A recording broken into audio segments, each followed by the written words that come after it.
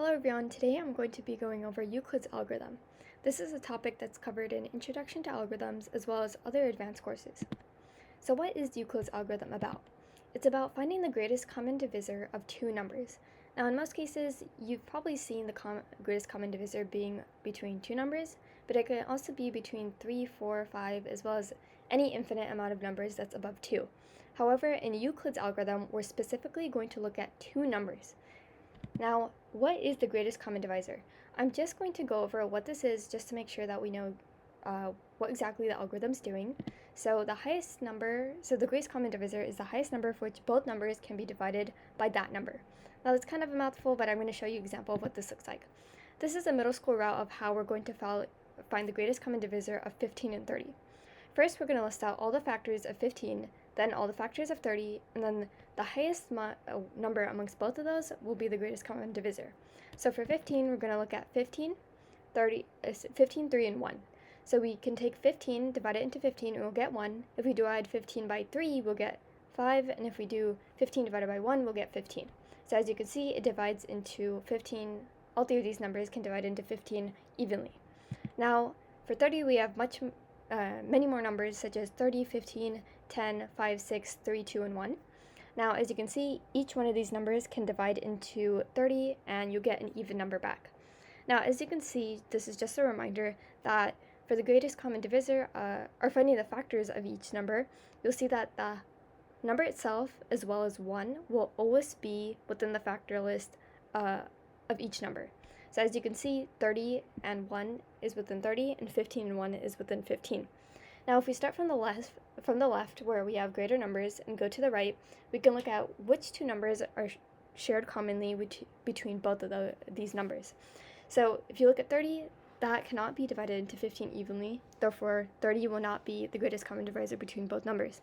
However, as you can see, 15 and 15 are both numbers that are in both lists of these two numbers. Therefore, that's going to be the greatest common divisor. Now, I want to also mention that 3 and 1 are also numbers that are shared between both the numbers. However, those are not greater than 15 because 15 is also shared. So therefore, those two numbers would not be the greatest common divisor. So in this case, it will be 15. Just as I said, they're both divide evenly into both of those numbers. Now, what is Euclid's algorithm? So we're going to use Euclid's algorithm to find the GCD of 30 and 15. Now, I did show you the example in the previous slide where we found the factors and listed those out and then found the greatest number between those. However, Euclid's algorithm does not do that. It does it in a much more agile way, and it's also great for large numbers when you're trying to find the greatest common divisor. So I'm going to show you an example first of how this works. So if we're trying to find the GCD of 30 and 15, we're going to first type in or write out GCD of 30 and 15. Now what we're going to do is take the smaller number, or the number that's on the right, such as 15, and put that into the first slot. Then what we're going to do is take 30 and do that a number modulus 15. So if we do that, we'll do 30 modulus 15 is 0, and the number 15, as you can see, we put it into the left slot where the first number was. Now, from here, we'll see that now the right number has become 0. Once you see a 0 in the right slot, you know that whatever the left number is the greatest common divisor. Now that's a very small example of how Euclid's algorithm works and a very practical example. Now I'm going to show you the formal formula for this algorithm. That way you understand how exactly this works.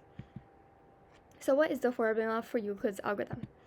We're going to find the GCD of m and n, and for m and n, what we're first going to do is take the right number, which is n, and put that into the left side, and then what we're going to do is take m modulus n. So that's where I got this from the first example. We have 30, then we're going to do 30 modulus 15, which is 0, and we know that the right number comes in the front, so we'll have 15, then we'll have 0 because 30 modulus 15 is 0. Now you're going to keep repeating this process until the right number is 0. So as you can see, when GDC of m and n becomes GDC of m and then 0, then the answer is obviously m at this point. Now it makes sense because if you take the GDC of, well, you can't really take the GDC of 15 and 0 at that point, so that greatest number will become the greatest common divisor for that example. Now I'm going to show you one more example so that you understand what exactly is going on. So we're going to find the GCD, the greatest common divisor, of 108 and 30. So as you can see, first of all, those two numbers are pretty big, and this algorithm is going to make it very easy to find the greatest common divisor. So what we're going to do is have the GCD of 108 and 30. What we're going to do is take the right number, or the n value, and put that into the right side as the m value. So as you can see, we have 30. Then we're going to take 108 modulus 30. From there, we're going to have 30, because as you can see, the 30 value came onto the left side. Then we'll have 18, because 108 modulus 30 is 18. Now we'll have 18 become the m value again, and we'll do 30 modulus 18. From that point, we'll have 18 and 12, because 30 modulus 18 is 12. Then from there, we'll take the right value, which is 12, make it the left value, and then we'll do 18 modulus 12. From there, we'll get 12 and 6. Then we're going to do our last process. From here, you can pretty much tell that we've gotten our answer, because we have 12 and 6, which divide evenly. So we have 6 on the right side, and when we do 12 modulus 6, we'll get 0.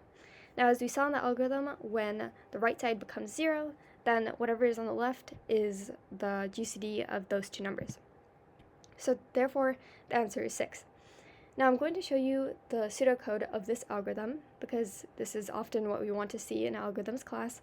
So the pseudocode for Euclid's algorithm will be the following.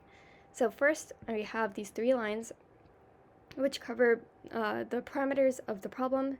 So for the first line, we have the algorithm computes the GCD of m and n.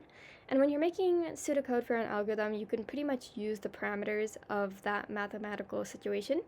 Not all the times will it be mathematical, but in this case, when it is, you can use m and n, because that's what is used in the formal formula. Now, for the input, we're going to have 2 non-negative numbers, and both of them are not 0, or each one of them is not 0 as well. And then the output will be the greatest common divisor of m and n. Now, this is where we have the main algorithm going on, the lines below that. So we'll have, while n is not equal to 0, we're going to do the following code. Now, why do we have that initial condition of n is not equal to 0? That's because, as you can see, when n becomes 0, then we know that the m value will be the answer. So while m is not equal to 0, we're going to do the following lines of code. The first one is going to be finding the remainder. R is representing the remainder. In this case, we're using R to make it short. And the remainder will be m mod n. And then from there, we're going to set the n value equal to the n value, because as you can see, the n value usually becomes the m value, and it goes on to the right side. The left side. Then for the n value, we're going to set that to the remainder. After that, we're going to keep going through that process, and right as n becomes 0, then we know that we've found our greatest common divisor. And then we'll return m. Thank you.